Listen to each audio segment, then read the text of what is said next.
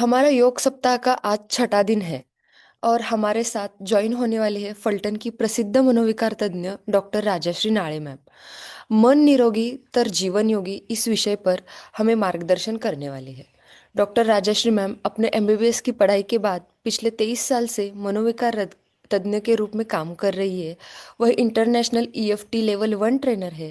Pranic healing, पुष्पाौषधि तथा NLP coach का भी काम करती है। वह एक बेहतरीन हिप्नोथेरेपिस्ट भी है।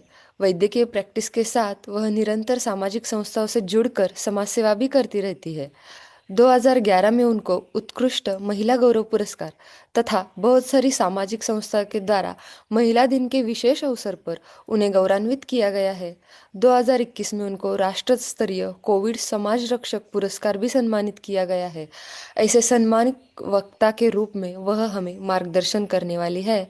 तो सभी श्रोता तथा साधकों को अनुरोध है कि हम मैम के मार्गदर्शन को ग्रहण करें, उनका लाभ लें।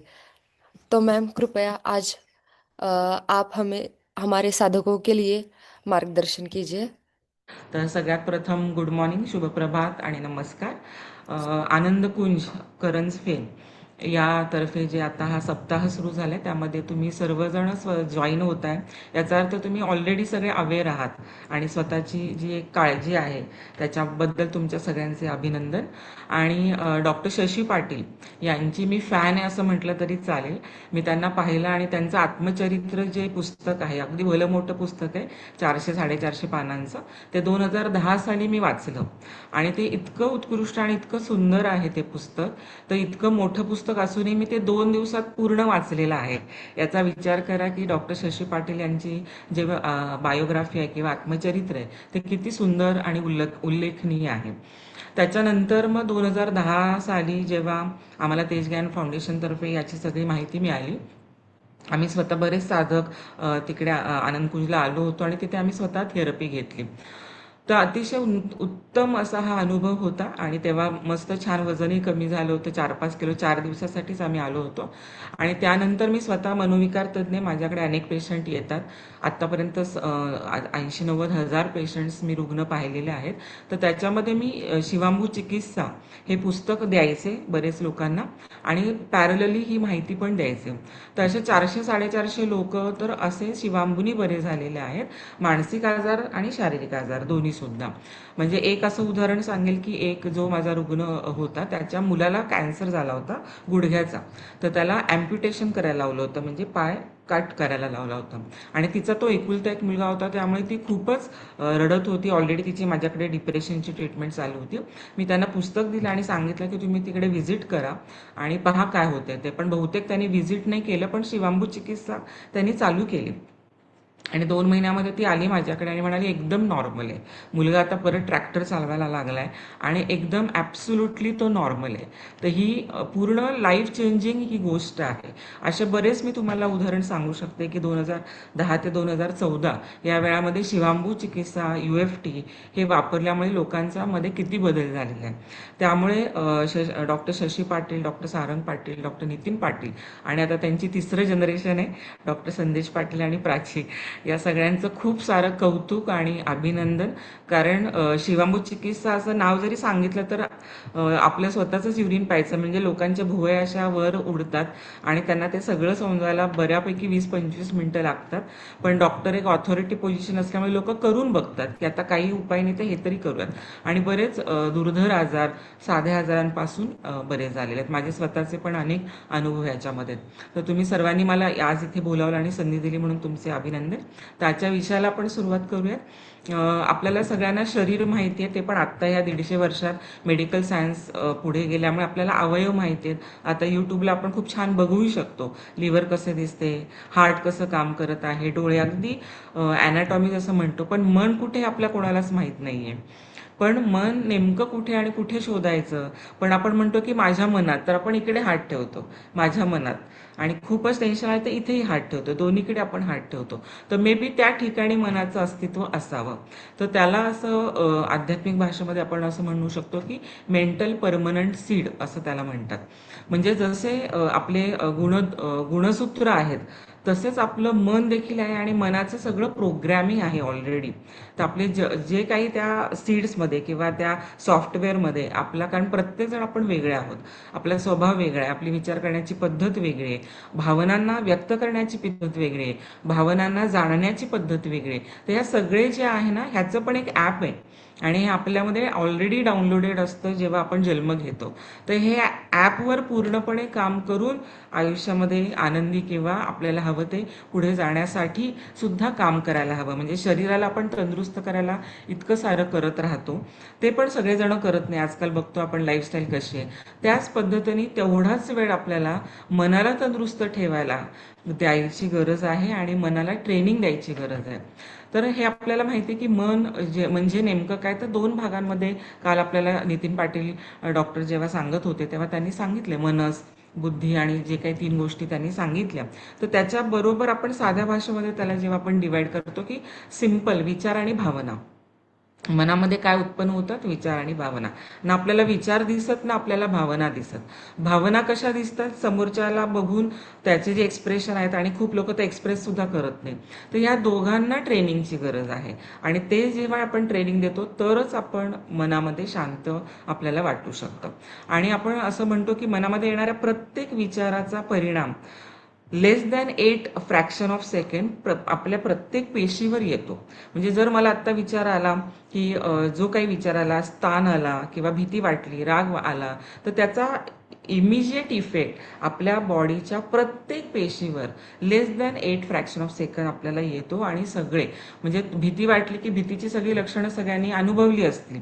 डोळे मोठे होतात, धडधड होते, बरोबर, परीक्षेला जाताना किंवा नवीन जॉबच्या वेळी किंवा कुठलीही नवीन गोष्ट करण्याच्या वेळी अचानक काही गोष्टी जबाबदारी आली तर बॉडीवर सगळीच आपल्या शरीरावर आपल्याला लक्षणं दिसतात. तर हे मनामुळे आहे आणि मन, बुद्धी आणि शरीर आणि सोल ह्या सगळ्या गोष्टी इतक्या इंटरकनेक्टेड आहेत आणि सगळ्यांचा एकमेकांवर परिणाम होतो. आत्ता आपण छान 8 दिवस तुम्ही वेगवेगळे योगा शिकलात, प्राणायाम शिकलात, तर ह्याच्यामुळे सुद्धा मन खूप शांत होतं आणि सगळी सिस्टीम आपली शांत होते. तर हा जो सगळा मी, हा सगळा साचा आहे तो इतका कॉम्प्लेक्स आहे, कदाचित एक जन्मसुद्धा कमी पडेल आपल्याला जर डिटेलमध्ये याच्यामध्ये शिकायचं असेल. तर आपल्या सगळ्यांचा काय उद्देश असं वाटतं की आपण सगळे करतोच. खूप लोकांनी महास्मानी शिबिर केलं असेल तेजज्ञान फाउंडेशनचं, सरशी द्वारा तेजज्ञान फाउंडेशनद्वारा जे शिबिर असतं, आणि त्याच्यामध्ये बऱ्यापैकी ह्या सगळ्यांवर काम केलेलं आहे आणि खूप उत्कृष्ट काम तेजज्ञान फाउंडेशनचं सुरू आहे. तर सगळ्यांना विनंती आहे की तुम्ही जर महास्मानी शिबिर केलं नसेल तर जरूर करा, आणि केलं असेल तर जे केलं आहे ते अप्लाय करायला हवं. कारण अगदी पहिल्या शिबिरापासून शेवटच्यापर्यंत सगळं मनावर काम केलं जातं. सातत्याने आपल्या मनाला आपण जे स्वतः आहोत त्याला ट्रेनिंग दिलं जातं. तर आज मी एक छोटासा विषय तुमच्या समोर घेणार आहे की विचार आणि भावनांना. काल एका ताईंनी प्रश्न विचारला होता की पॉझिटिव्ह विचार कसे करायचे, सकारात्मक विचार नेमके कसे करायचे. अगदी साधा प्रश्न होता पण खूप महत्त्वाचा होता. कारण दिवसभरात आपल्याला 60,000 विचार येतात, त्यातले 40च कामाचे असतात, जे जे आपण कामं करतो. बाकीचे तर 59,940-60 विचार बिनकामाचे असतात. हे सगळे विचार आपली एनर्जी, आपली स्पेस पूर्णपणे हे करतात, वाया घालवतात किंवा आपली लीक होते एनर्जी. तर आपल्या सगळ्यांचा उद्देश काय आहे, काय वाटतं, आपण कशासाठी जन्माला आलो आहोत? टाईप करा काही की what is purpose of your life. माझ्या आयुष्याचं ध्येय काय आहे. सिम्पल एका वाक्यामध्ये लिहा की मला कुटुंब छान करायचंय, माझ्या मुलांना मोठं करायचंय. What is purpose of your life. मला एज्युकेशनमध्ये हे शिकायचं आहे. छोटे छोटे पर्पज असतात आणि एक ओव्हरऑल मोठा पर्पज जो असतो. So what are your purposes of your life.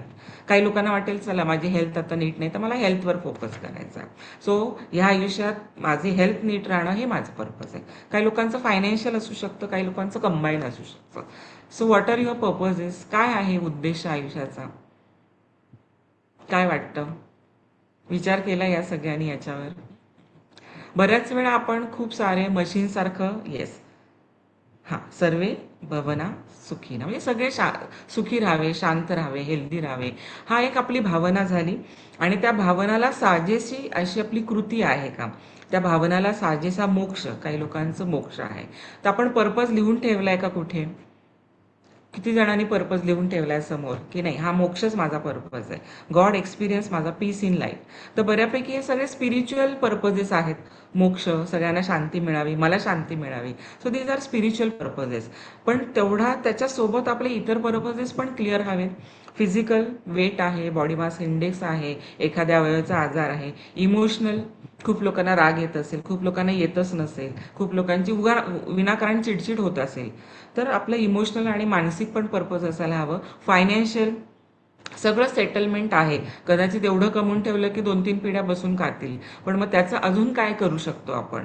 Social purpose, आता जर आपण समाजामध्ये पाहिलं तर किती लोकांना आपल्याकडे बघितलं की प्रेरणा मिळते, आपल्याकडे पाहिलं की ते चांगलं विचार करतात, का आपल्याला बघून त्यांना असं वाटतं की चला हा माणूस आला, हा आता डोकं खाणार, किंवा याचं काही हा असंच आहे, हा शिष्टच आहे, व्हॉट एव्हर त्यांच्या मनामध्ये आपल्याबद्दल काय विचार येतात हे देखील महत्त्वाचं आहे. त्याच्यामध्ये घरचे सगळ्यात टॉपमोस्ट प्रायोरिटी आहे, कारण घरी आपण खूपच रिलॅक्स असतो आणि त्याच्यामध्ये आपल्याला कळतं की घरातले लोक अगदी पिन पॉइंटेड आणि टू द पॉइंट आपल्याला फीडबॅक देतात.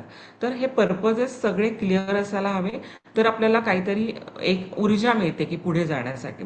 आणि ह्या सगळ्यामध्ये हे आपण सगळे जरी पर्पजेस क्लिअर केले तर महत्त्वाचं आहे शांती, की मला सॅटिस्फॅक्शन पाहिजे, मला संतुष्टी पाहिजे आणि मला समाधान आणि आनंद पाहिजे. आनंदाला ऑपोजिट विरोधार्थी शब्द नाहीये.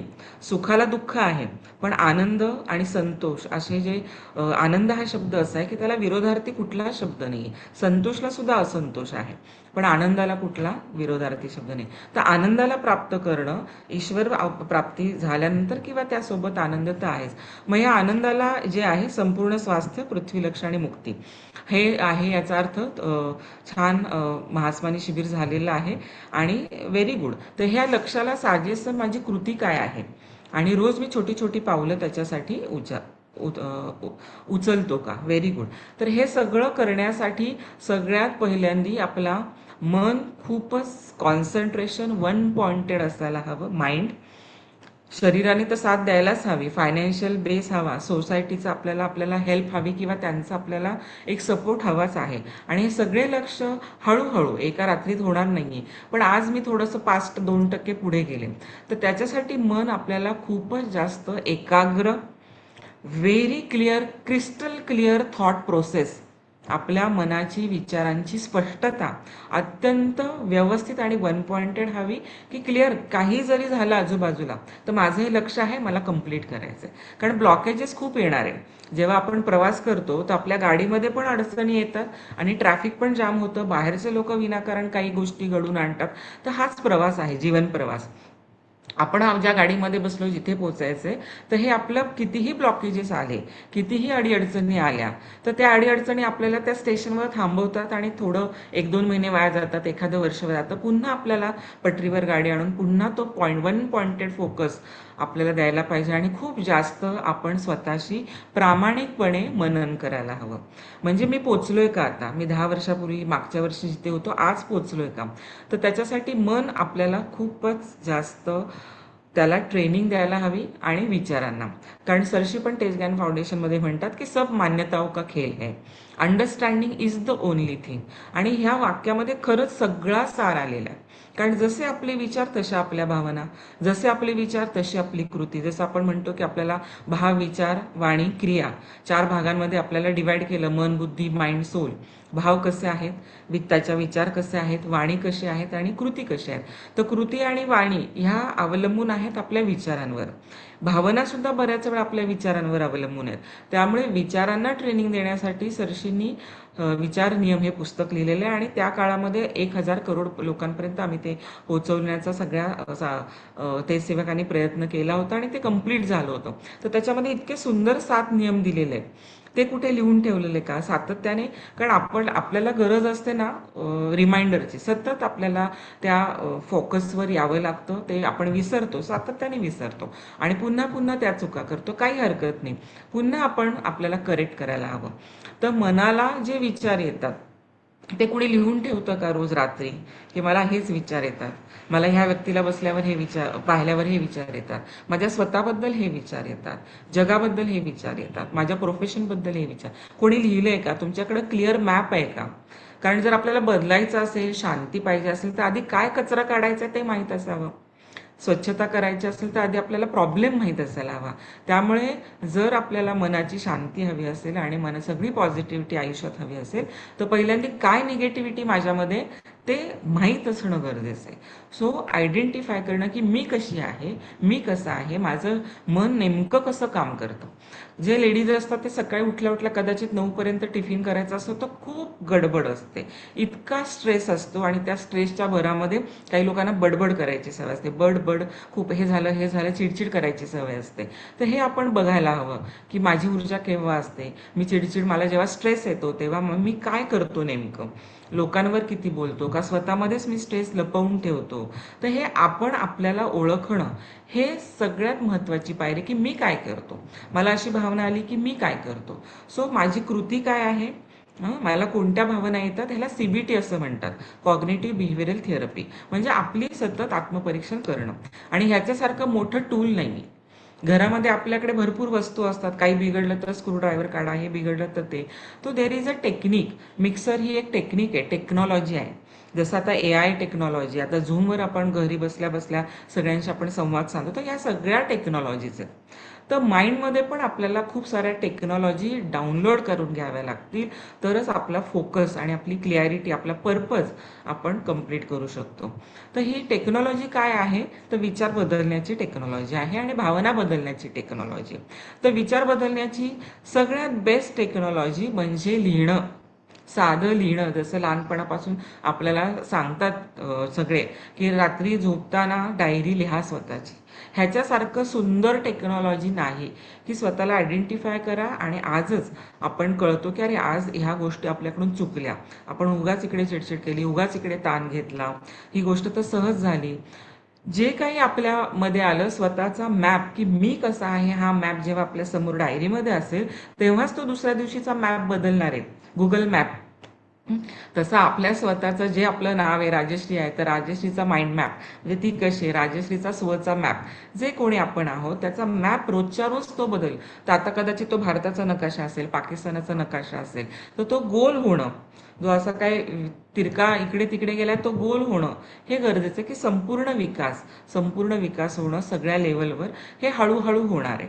तर दुसरं आहे तर लेखन, हे मी सांगेन की लिहायला पाहिजेच, काही जरी झालं तरी लिहायला पाहिजे. आणि दुसरं टेक्निक आहे भावना, जे आपण असतात, आणि लेडीजमध्ये तर भावना ह्याच्याप्रमाणे कमी जास्त होतात.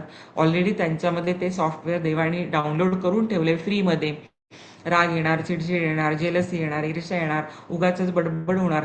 तर सरशींचं पुस्तक आहे आत्मनिर्भर नारी. तर आत्मनिर्भर नारीमध्ये त्यांनी ना 4 गुण दिले, जे लेडीजमध्ये असतात, जेंट्समध्ये नसतात. पण त्या 4 अवगुणाबरोबर फ्रीमध्ये 13 अवगुण येतात. ते सगळे अवगुणांवर काम करणं, मात करणं हे लेडीजसाठी महत्त्वाचं पुस्तक आहे. सरशींची 450-500हून अधिक पुस्तकं आहेत आणि प्रत्येक पुस्तक हे खरंच एक ग्रंथासारखं आहे. जितकं तुम्ही वाचाल, डीपमध्ये जाल आणि मनन करून अप्लाय कराल तेवढं कमी आहे. तर दुसरी जी टेक्नॉलॉजी आहे भावनांना पटकन कंट्रोल करण्याची, तर किती जणांना आवडेल की ती ठीक आहे, ही टेक्नॉलॉजी मी शिकतो आज.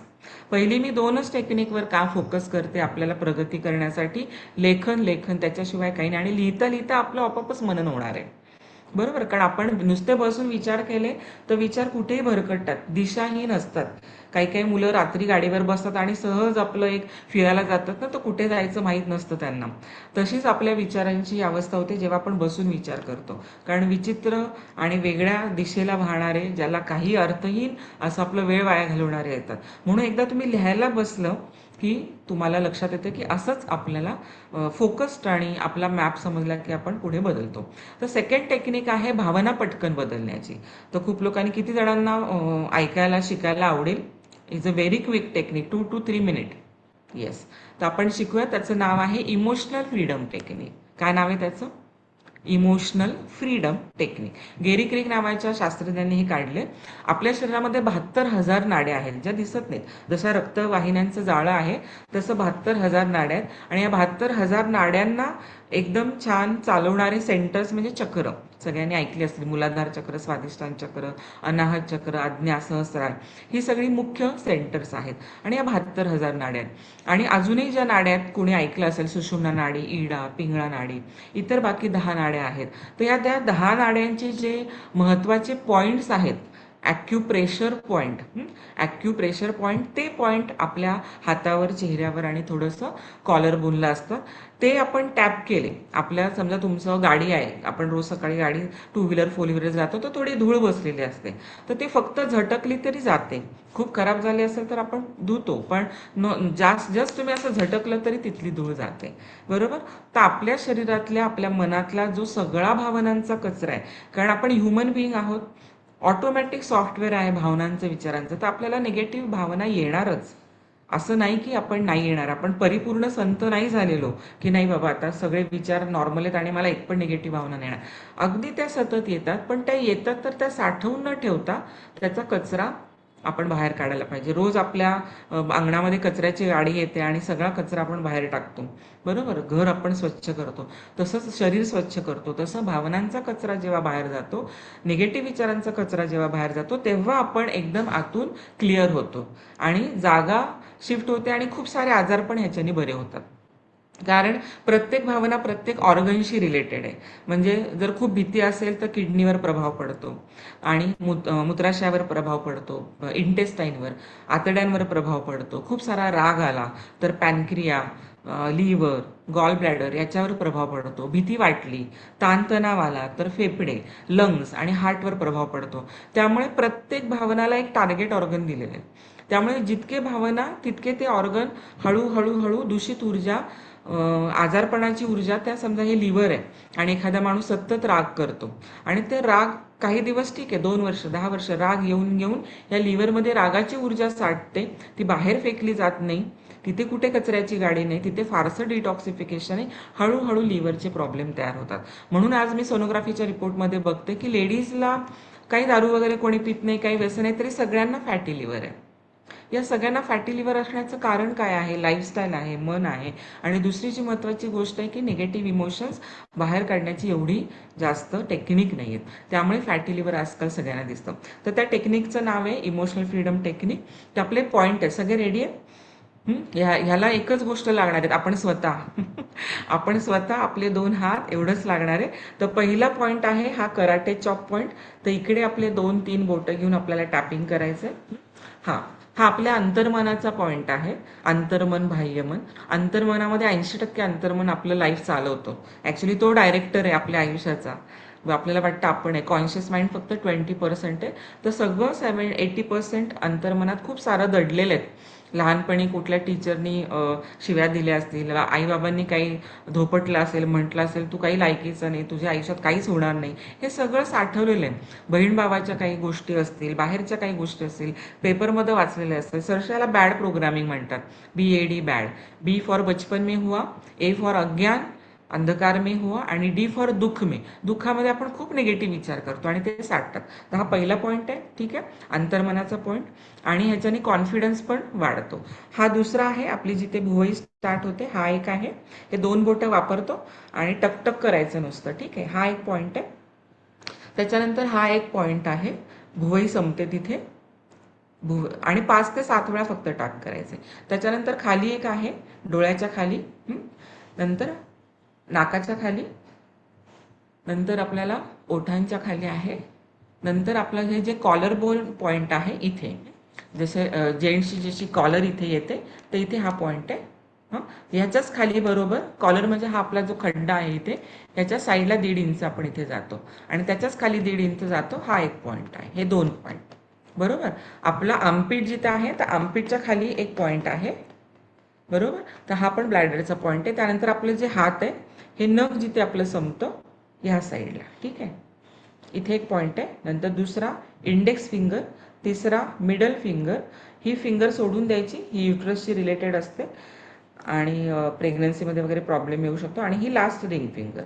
म्हणजे आपले हे जर हात घेतला, हा एक पॉईंट, हा एक पॉईंट, हा एक पॉईंट, ही फिंगर सोडून द्यायची आणि हा एक पॉईंट. तर हे सगळे जे पॉईंट आहेत हे आपल्या अवयवांच्या एनर्जी मिरेनेच क्लीन करतात आणि इतके वर्षांचे आपल्या शरीरामध्ये, मनामध्ये साठलेले जे सगळे निगेटिव्ह थॉट्स, निगेटिव्ह इमोशन्स आहे ते क्लीन होतात. ॲक्युप्रेशर, ॲक्युपंक्चर सारखं. तर आपण ते ट्राय करू शकतो, ठीक आहे. तर सगळ्यांनी थोडा एक प्रयोग करायचा आहे. उभं राहून आपले अंगठे पकडायचे आणि बघायचं किती आपली फ्लेक्झिबिलिटी आहे. आपला हात कितीपर्यंत पोचतो आणि हा प्रयोग झाल्यानंतर त्याच्यात काही फरक पडतो का, हा आपला प्रयोग करायचा आहे. तर सगळेजण उभे राहतील आणि आपला अंगठा पकडतील. ठीक आहे. तुम्ही किती पुढे जाऊ शकता ते बघायचं. माझं 1 फूट पुढे गेलेलं आहे. योगामुळे फ्लेक्झिबिलिटी बरी आहे. लक्षात बघा, उभं राहायचं पूर्ण. लहानपणी कसं, अच्छा ठीक आहे तसं केलं, उभं राहायचं कम्प्लीट स्टँडअप. उभं राहून तुमचं किती हात पोचतात लक्षात ठेवलं सगळ्यांनी. ठीक आहे, बसा आता सगळेजण खाली. किंवा लक्षात ठेवलं सगळ्यांनी की किती आपला अंगठा पोचला. आता सगळे योगा करतात त्यामुळे पोचलंच असेल सगळ्यांचं, पण कितीपर्यंत पोचलं एक त्याची हे. आता आपण प्रयोग करूयात की हा इफेक्ट होतोय की नाही. सगळ्यांनी हात असं करा, म्हणा. जरी देखील म्हणा, तुमचं म्यूट असेल तरी चालेल, पण you have to speak it loudly. आपण EFT करताना काय करतो की आपण हे बोलतो. तर हे बोलणं खूप महत्त्वाचं आहे. जो काही आपला प्रॉब्लेम आहे त्याच्या आधी जर, आणि प्रॉब्लेम झाल्यानंतर तर. जर आता आपण असं म्हणू शकतो, जरी देखील मी अंगठे पकडण्याचा प्रयत्न, मी कंटिन्युअस बोलत राहणार आहे. तुम्हाला जेवढं बोलता येईल तेवढं बोलण्याचा प्रयत्न करा. जरी देखील मी माझे अंगठे पकडण्याचा प्रयत्न केला आणि ते पूर्ण मी पोचलो नाही तिथपर्यंत, आणि काही जण पोचले, पण काहींची इच्छा असेल अजून पुढे पोचायला पाहिजे. जसं मी पुढे 1 फूट जात होता माझा हात, तर आणि हे आत्ता इतक्यात जातोय, त्याच्या आधी फक्त अंगठ्यापर्यंत जात होता. तशा पद्धतीने तुम्हाला अशी इच्छा असेल की अरे अजून फ्लेक्झिबिलिटी असायला पाहिजे, तरी देखील जे काही आत्ता झालेलं आहे तरी देखील मी स्वतःचा स्वीकार करतो, माझ्यावर प्रेम करतो, मी माझा आदर करतो. जरी देखील मी आत्ता पायाचे अंगठे पकडण्याचा प्रयत्न केला, पण मेरा पापी पेट आगे आ गया, बीच में आ गया. पेट की चरबी बीच में आ गई. जे काही आहे, आणि किंवा माझी कंबर दुखते, माझे गुडघे दुखतात, माझ्या बॉडीवर तेवढा माझा विश्वास नाही आहे. माझ्या बॉडीबद्दल, आपण आपली बॉडी इमेज काय आहे, सेल्फ बॉडी इमेज, जशी आपली स्वतःची एक इमेज असते तशी आपल्या स्वतःच्या बॉडीबद्दल पण आपली एक इमेज असते, त्याच्याबद्दल पण आपल्याला विचार असतात. कारण भारतामध्ये कुठेही गेला की पहिल्यांदा ते आपल्याला एक कमेंट, जजमेंट पास करतात. अरे जाड झालास, अरे बारीक झालास, अरे असं झालं, अरे तसं झालं. लोकांना भारतामध्ये पटकन जजमेंट करायची सवय आहे आणि त्यामुळे आपण सुकळून जातो, अरे बापरे असं. त्यामुळे जाताना पण खूप सारी काळजी घ्यायला लागते.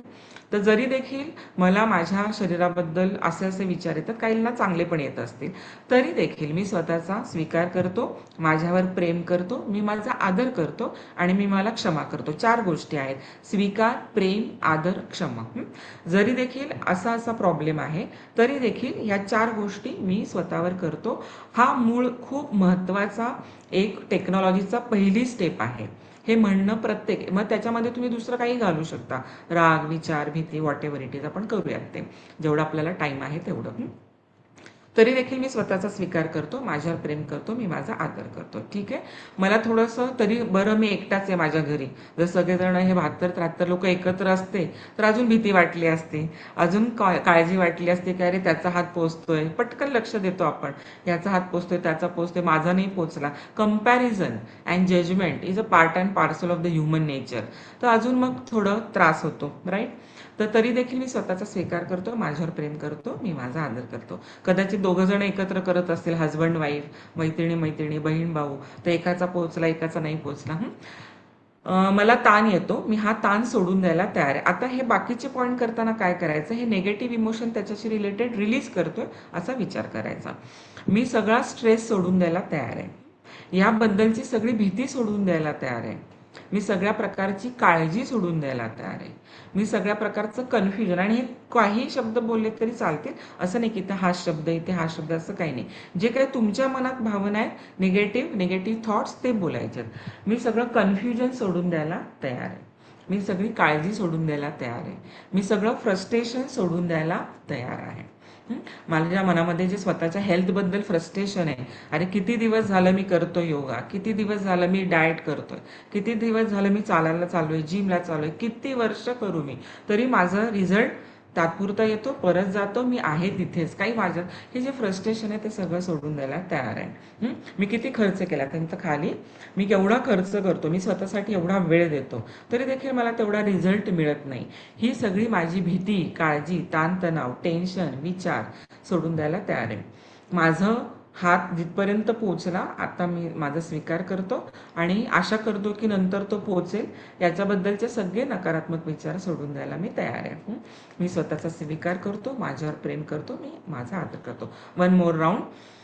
माझा हात कुठेही जरी माझे हात दोन्ही अंगठ्याला पोचले नाही तरी मी माझा स्वीकार करतो. I am okay, I am on the right path, at least I am doing something for my self. I am investing my time, energy, money to improve my health, physical health, mental health and other health. So I accept myself. I am release all the fear. मी सगळी भीती काढून टाकत आहे, काळजी काढून टाकत आहे. स्वतःला नॅक करणं, काय बरेच लोक स्वतःलाच खूप निगेटिव्ह, स्वतःबद्दल करुणा आणि प्रेम नसते, तर ते सगळं मी सोडून द्यायला तयार आहे. कारण जगामध्ये एकच माणूस सगळ्यात जास्त प्रेम करू शकतो तुमच्यावर, तुम्ही स्वतः. बरोबर. बाकीचे लोक आव जाव असतात, थोडा वेळ करतात, थोडा वेळ, कारण त्यांना पण स्वतःच्या सगळ्या गोष्टी आहेत. आणि आपण तीच मोठी चूक करतो, प्रेमाची, करुण्याची, समजून घेण्याची अपेक्षा दुसऱ्यांकडून करतो. मिस्टरांकडून आहे, आपल्या घरातली मुलं आहेत, इतर नातेवाईक आहेत. आणि मग शेवटी एक प्रश्न येतो की मी एवढं केलं सगळ्यांसाठी, त्यांनी काय केलं माझ्यासाठी? त्यांनी तर मला काही किंमत नाही दिली, व्हॅलिडेट नाही केलं. हा सगळा हे आहे. म्हणून तर आज भारतात सगळ्यांमध्ये बांधांवरनं भांडणं आहेत. बरोबर. पाटील फॅमिली त्याला अपवाद आहे आणि आमची नाळे फॅमिली पण, कारण तेवढी अंडरस्टँडिंग आणि समजूते. पण मी एवढे पेशंट बघते ना, तर बांधावरण. ठीक आहे. आता मोठा श्वास घ्यायचा, रिलीज करायचा, हात असा मोठा करायचा बाहेर. हा, परत एकदा 3 वेळा, थर्ड टाइम. आता अंगठे पकडण्याचा पुन्हा एकदा प्रयत्न करा. किती लांब जात आहे तुमचं, कुठपर्यंत जात आहे?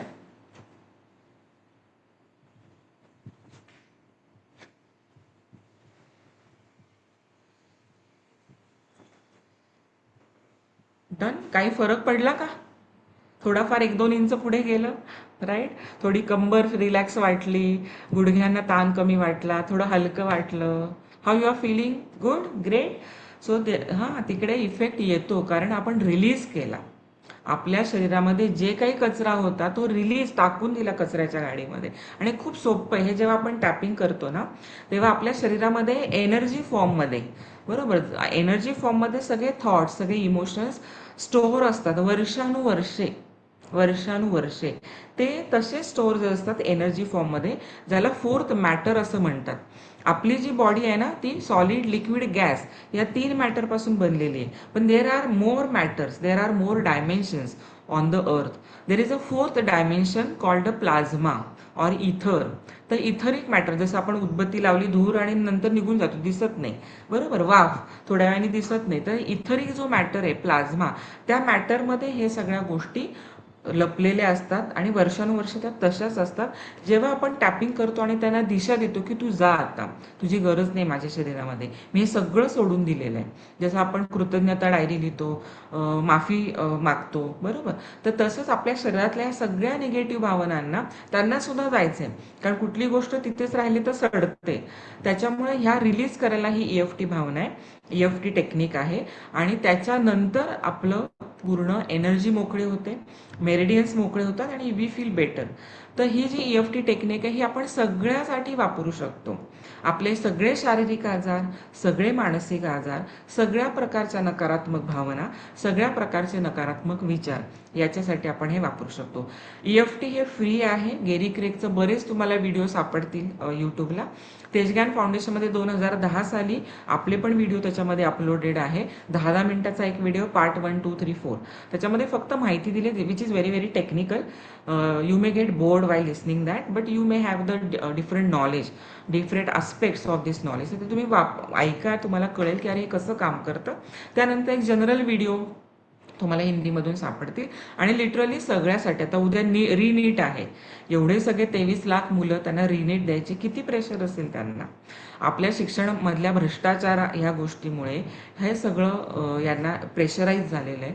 योगा डे बरोबर रिनीट आहे, तर त्या मुलांना पण हे देणं गरजेचं आहे.